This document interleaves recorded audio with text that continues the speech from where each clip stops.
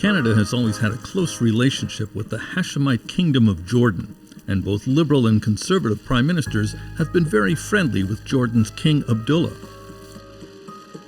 In the last 10 years, Canada has sent over $800 million in aid to Jordan, and the King has expressed his appreciation for that. And on a personal note, Prime Minister, again, a warm thanks to you, your government, the people of Canada for not only what you do for our country, but for our region and the world. For decades, Jordan has been seen as an oasis of stability in the Middle East, even as the country's economy has taken a nosedive in recent years. First because of the 2009 financial meltdown, and now because of the drop in tourism due to the COVID pandemic. Poverty and unemployment are now widespread. There are frequent demonstrations lately against the king and the royal family, and allegations that corruption and nepotism are choking the country. The unrest has led to thousands of arrests. Journalists, teachers, and aid workers have been rounded up, culminating in the infamous house arrest last April of the popular former Crown Prince Hamza, the king's half-brother. He was accused of plotting a coup, but was able to sneak out a cell phone video denying the charges. I am not the person responsible for the breakdown in governance, for the corruption, and for the incompetence. Hamza was apparently released in exchange for a public oath of loyalty to the king. Those alleging that the king is corrupt are receiving new ammunition. A new leak of financial documents to the International Consortium of Investigative Journalists show that many present and former world leaders have used offshore companies and lax banking rules to hide money, including King Abdullah.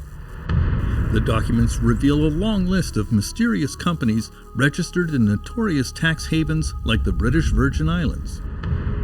Those companies own a string of multi-million-dollar properties in London, England, a sprawling luxurious apartment in Washington, D.C., and a stunning, massive $68 million complex of mansions now under reconstruction on the coast of California.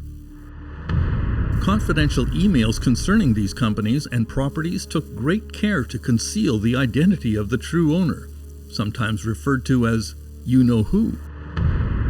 After a great deal of digging, one file in a Panamanian law firm revealed the true beneficial owner, last name Al-Hussein, first and middle names Abdullah Al-Sharif, residing at the Ragadan Palace in Amman. There is even a copy of the king's passport and signature dated November 2016. Besma Momani is a professor of political science at the University of Waterloo. An expert on the Middle East, she has family in Jordan and believes Jordanians will have a strong reaction to these new revelations about King Abdullah. So they're going to be, I think, really, rightly upset to hear about these amounts because they are very much concerned with the fact that the country seems like it's, declining on a number of economic measures. The revelations about the king are the kind of evidence long sought by Jordanian dissidents like Ala Al-Fasa. He was a physics teacher and journalist who published a critique of the royal family, was arrested and faced execution for illegally attempting to change the constitution. He fled to Sweden, where he now lives. In Jordan, it is widely believed that the king himself is involved in corruption. There is a street dance, sarcastic street dance. It is called Ali Baba and the 40 Thieves. Jordanian called the king Ali Baba to resemble his corruption and his role in taking over the money and even sometimes the treasury itself. King Abdullah relied on a mysterious figure to run his offshore companies and cover his tracks. Andrew Evans is a chartered accountant who worked in Saskatchewan, then moved to the Channel Islands, where he worked for Price Waterhouse and became a leading expert on funneling money through tax havens. When Mr. Evans sent the king's passport to his Panamanian law firm in 2017, he told them to restrict access to the identity of the individual and not store the passport or the name of the individual on any electronic medium. We tracked down Andrew Evans to a house in the mountains of Switzerland, where he didn't deny his service to the king, but refused to comment on his activities in tax havens like the British Virgin Islands. I've got to deal with a client, a former client. I have to deal with BVI because it deals with BVI, and I have to deal with Panama, and that's going to cost me money. When the International Consortium of Journalists wrote to King Abdullah to confront him with this evidence, he responded that he never took money from international aid projects in Jordan. He claimed that it is natural for famous, wealthy people to keep their properties private for reasons of security and safety. It is not natural, as he says. People have no jobs, people have no future, and then the king says that it's natural that he is wealthy. No, it's not natural. In his response, King Abdullah claimed that he even used his own money to support charitable endeavors in the country. He takes the big cake and gives back a very tiny piece of it and says, okay, I am generous, I am giving you. We have the right to ask at the first place, where did he get that money from?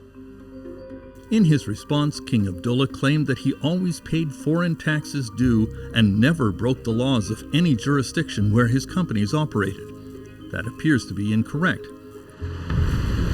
The British Virgin Islands, BVI, is a notorious tax haven, but there are corporate laws that require politically exposed persons, such as world leaders, to identify themselves on a questionnaire.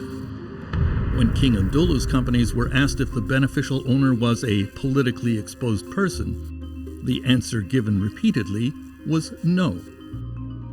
What effect does it have on the international community and their relations with Jordan? I think for the international donor community to, face a situation where the presumed leader has all this wealth externally and still be asked to sort of provide money. So I think it's natural for the international donor community to now be a little skeptical.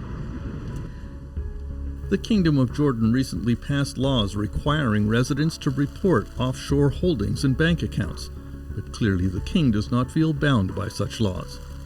In perfect irony, he has announced a national prize for companies that promote transparency in their financial affairs. Terence McKenna, CBC News, Toronto.